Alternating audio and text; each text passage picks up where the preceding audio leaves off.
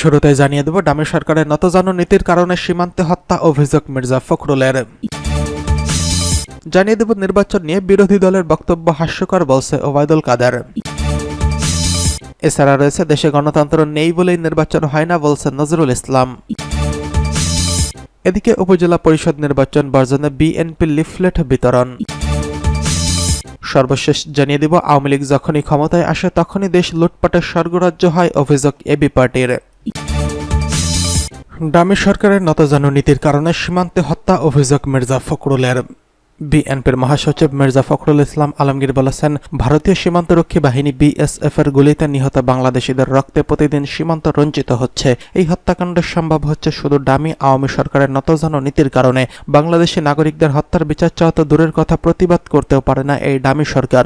দেশের সার্বভৌমত্ব দিন দিন দুর্বল করা হচ্ছে বলেই সরকার বাংলাদেশিদের হত্যায় নীরবতা পালন করছে।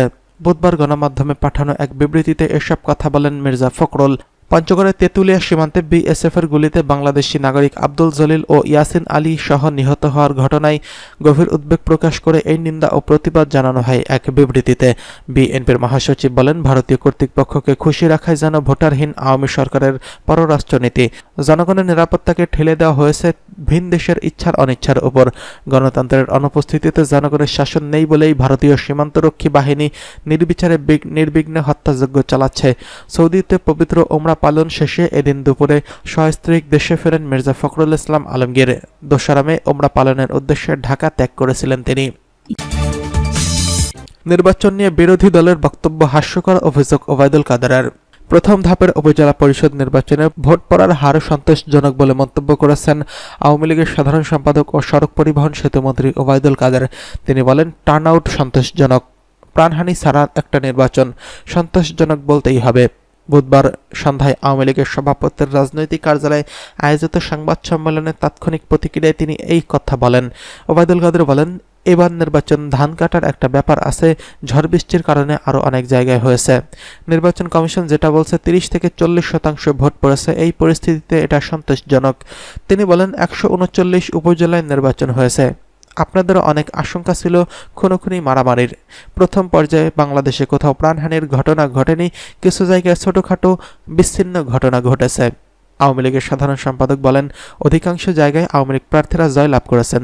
পার্টি থেকে আমাদের নেতাকর্মীর নেত্রী আওয়ামী লীগ সভাপতি শেখ হাসিনার নির্দেশ যথাযথ দায়িত্ব পালন করেছেন। উপজেলা নির্বাচনকে জনগণ প্রত্যাখ্যান করেছেন। বিএনপির এমন দাবির বিষয়ে এক প্রশ্নের উত্তরে ওবায়দুল কাদের বলেন, এটা পাগলের প্রলাপ। আরেক প্রশ্নের জবাবে ওবায়দুল কাদের বলেন, বিএনপির অনেকেই নির্বাচনে অংশগ্রহণ করেছেন, বহিষ্কার করেও ঠেকানো যায়নি। স্থানীয় প্রয়োজনে স্থানীয়দের নির্বৃত্ত করা কঠিন। ওবায়দুল কাদের বলেন, আশা করি আগামীকাল বিস্তারিত বলা যাবে। তাৎক্ষণিক প্রতিক্রিয়া হিসেবে বলতে পারি, উপজেলা নির্বাচন নিয়ে নিন্দুকেরা আর বিশেষ করে বিরোধী দল যে বক্তব্য দিয়েছিল সেটা হাস্যকর বলে প্রমাণ হয়েছে। সংবাদ সম্মেলনে উপস্থিত ছিলেন আওয়ামী লীগের যুগ্ম সাধারণ সম্পাদক ও পররাষ্ট্রমন্ত্রী ডক্টর হাসান মাহমুদ, আওয়ামী লীগের সাংগঠনিক সম্পাদক বি.এম. মোজাম্মেল হক, মির্জা আজম, এস.এম. কামাল হোসেন, আফজাল হোসেন, প্রচার ও প্রকাশনা সম্পাদক ডক্টর আব্দুস সোবহান গোলাপ প্রমুখ।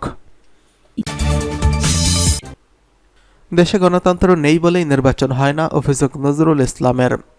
দেশে গণতন্ত্র নেই এমন মন্তব্য করে বিএনপির স্থায়ী কমিটির সদস্য নজরুল ইসলাম খান বলেছেন, গণতন্ত্রের বাহন হচ্ছে নির্বাচন, সেই নির্বাচন হয় না এদেশে। জনগণ ভোট দিতে যায় না। নির্বাচনের নামে যে নোংরা খেলা চলছে সেই খেলার অংশীদার হতে রাজি নয় জনগণ, তাই তারা ভোট দিতে যায় না। বুধবার এক দোয়া মাহফিল ও আলোচনা সভায় প্রধান অতিথির বক্তব্যে তিনি এসব কথা বলেন। নয়াপল্টনে বিএনপির কেন্দ্রীয় কার্যালয়ের নিচতলায় দলের সাবেক সাংগঠনিক সম্পাদক নাসিরউদ্দিন আহমেদ পিন্টুর নবম মৃত্যুবার্ষিকী উপলক্ষে দোয়া ও মিলাদ মাহফিলের আয়োজন করে ঢাকা মহানগর দক্ষিণ বিএনপি। নজরুল ইসলাম খান বলেন, নাসিরউদ্দিন আহমেদ পিন্টুর মৃত্যুবার্ষিকী স্বাভাবিক হয়নি। রাজশাহী নেওয়ার পথে পিন্টু আমাকে ফোন করে বলেছিল, ভাই ওরা আমাকে মেরে ফেলবে। আমাকে কোর্ট বলেছে পিজিতে নিতে, ওখানে চিকিৎসা করতে, অথচ ওরা আমাকে রাজশাহীতে নিয়ে যাচ্ছে। ওরা আমাকে মেরে ফেলার ষড়যন্ত্র করছে। তাকে রাজশাহী কারাগারে নেওয়া হলো, তার কোনো সুচিকিৎসার ব্যবস্থা করা হয়নি। সেই সরকারের ষড়যন্ত্রের শিকার হয়ে অকালে তার মৃত্যুর মুখে পতিত হয়েছেন তিনি। এটা তো একটা ঘটনাই নয়, এমন বহু ঘটনা হয়েছে জানিয়ে তিনি বলেন, আমরা চোখের সামনে দেখতে পাচ্ছি এদেশের গণমানুষের নেত্রী, সবচেয়ে জনপ্রিয় নেত্রী দেশনেত্রী বেগম খালেদা জিয়াকে কিভাবে উপযুক্ত চিকিৎসা না দিয়ে মৃত্যুর মুখে ঠেলে দেওয়া হচ্ছে। ব্যবস্থা করতে দিচ্ছে না সরকার, গুম খুন তো করেই যাচ্ছে। বহু সহকর্মীকে এই সরকার গুম করে রেখেছে, খুন করেছে। পিন্টু স্মৃতিচারণ করে বলেন, আমাদের লড়াই সংগ্রাম করতে হবে জানিয়ে তিনি বলেন, বিএনপির নেতাকর্মীদের হৃদয় থেকে তাকে মুছে ফেলা যায়নি, মুছে ফেলা যাবেও না। সে নিজ যোগ্যতায় সংগ্রাম করে মানুষের মন জয় করে নিয়েছিলেন, নেতা হয়েছিলেন। এই ধরনের মানুষগুলোকে সরকারের সবচেয়ে বেশি ভয় পায়। এদিকে উপজেলা নির্বাচন বর্জনে বিএনপির লিফলেট বিতরণ। উপজেলা পরিষদ নির্বাচন বর্জনে সারা দেশে গণসংযোগ ও লিফলেট বিতরণ করছে বিএনপি। এরই অংশ হিসেবে ২৫০০ ঢাকা সিলেট মহাসড়ক থেকে শুরু করে রসুলপুর বাজার পর্যন্ত লিফলেট বিতরণ করে বিএনপি ও এর অঙ্গ সহযোগী সংগঠনের নেতাকর্মীরা। এ সময় প্রধান অতিথির বক্তব্যে বিএনপির জাতীয় নির্বাহী কমিটির সহ অর্থনৈতিক বিষয়ক সম্পাদক মাহমুদুর রহমান সুমন জনগণকে উপজেলা নির্বাচন বয়কট করার আহ্বান জানিয়ে বলেন, ৭ই জানুয়ারির ডামি নির্বাচনের মাধ্যমে উপজেলা নির্বাচনও ডামি করছে সরকার। এই জনগণের সঙ্গে প্রতারণা ও ধোঁকাবাজি ছাড়া আর কিছুই নয়। তিনি বলেন, ডামি উপজেলা নির্বাচনের সঙ্গে জনগণের কোনো সংযোগ নেই। আওয়ামী নেতাদের কথায় উপজেলার প্রথম ধাপে নির্বাচনে জনগণ সাড়া দেয়নি। বিএনপির ডাকে জনগণ সাড়া দিয়ে নির্বাচন বর্জন করেছে।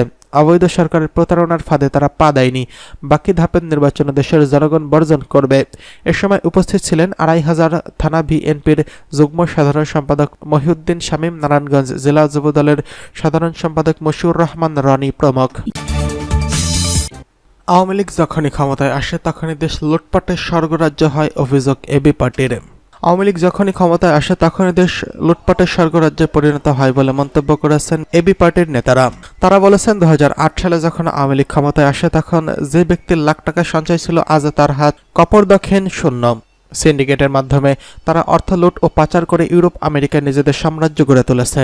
5% এই দামি সরকার গত 16 বছরে দেশের সব অর্থনৈতিক প্রতিষ্ঠান ধ্বংস করে দিয়েছে।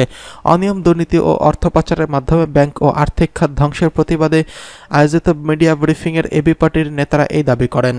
এবি পার্টির যুগ্ম আহ্বায়ক বি.এম. নাজমুল হকের সভাপতিত্বে অনুষ্ঠিত মিডিয়া ব্রিফিংয়ের মূল বক্তব্য উপস্থাপন করেন পার্টির যুগ্ম সদস্য সচিব। এবি পার্টির যুগ্ম আহ্বায়ক বি.এম. নাজমুল হকের সভাপতিত্বে অনুষ্ঠিত মিডিয়া ব্রিফিংয়ে মূল বক্তব্য উপস্থাপন করেন পার্টির যুগ্ম সদস্য সচিব ব্যারিস্টার আসাদুজ্জামান ফুয়াদ। উপস্থিত ছিলেন এবি পার্টির যুগ্ম সদস্য সচিব বি.এম. নাজমুল হক, দপ্তর সম্পাদক আব্দুল্লাহ আল মামুন রানা, প্রচার সম্পাদক আনোয়ার সাদাত টুটুল এবং সিনিয়র সহকারী সদস্য সচিব আব্দুল বাসেত মারজান। ব্যারিস্টার আসাদুজ্জামান ফুয়াদ বলেন, আওয়ামী লীগ ক্ষমতায় আসার পরপরই শুধুমাত্র দলীয় বিবেচনায় ব্যাংকের অনুমোদন দেওয়া হয়। সেই সিদ্ধান্তের বিরোধিতা করেছিল বাংলাদেশ ব্যাংক। কিন্তু সরকার বাংলাদেশ ব্যাংকের স্বাধীনতা হরণ করে পরিকল্পিতভাবে লুটপাট করার উদ্দেশ্যেই সরকারি আর্থিক প্রতিষ্ঠানসমূহকে দুর্বল করে দিয়েছে, যার ফলশ্রুতিতে আজ ৩৮টি ব্যাংক রেড জোনে রয়েছে। তিনি বলেন, ইতিমধ্যে কয়েকটি ব্যাংক দেউলিয়া হওয়ার পথে। নতুন করে জনগণের টাকা লোপাটের জন্য পরিকল্পনা থেকে ব্যাংক একীভূতকরণের উদ্যোগ নেওয়া হয়েছে। খারাপ ব্যাংকগুলোর দায় দেনা বাজেট থেকে দেওয়ার উদ্যোগের কথা শোনা যাচ্ছে। তার মানে সরকারি দলের কিছু দুর্বৃত্তের লুটপাটের দায় দেনা দেশের জনগণের ঘাড়ে চাপিয়ে দেওয়া হচ্ছে।